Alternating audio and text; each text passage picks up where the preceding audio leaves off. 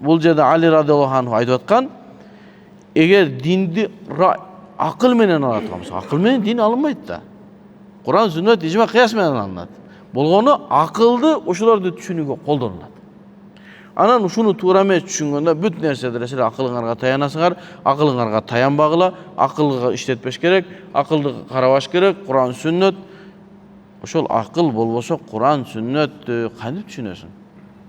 Абу Ханифанын акылы, Имам Шафии, Имам Маликтин акылы сен экөөбүздүкүнөн күчтүүрөөк болгондуктан мындай мазхабты негиздеди да. Эрежелер жазды.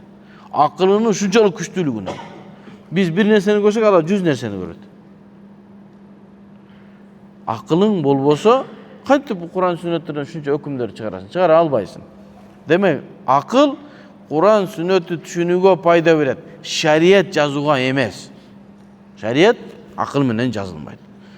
Анан мен сабактарда айтам да, акылга таянасыңар, акылыңар менен акыл дей берсеңер, бул акыл деген нерсе Аллах Таала берген улуу бир неемат да. Эгерде ушул неематка күфүрлүк кыла берсең, Аллах Таала алып коюшу мүмкүн о неематты. Алып коет.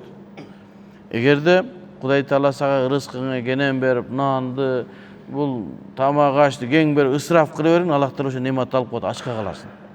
Акылды да сөгөр, акылды албаш керек, акылдын кереги жок деп берсең, кереги жок болсо да алып коет, каш куйдан айырмаң жок болуп калат.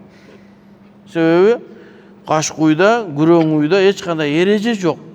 Анын акыл иштешпейт да. Аны ой, мынау бирөөнүн агороду кирбе десең, ана укпайт ал. Ошо акыл жок таларда. Биз ошо малдарды багып, нары бери кылып атабыз да. Демек, акыл Аллах Таалага берилген эң улуу неемат. Аны чансаң, жаман көрсөң, Кудай Таала акылыңы алып коет.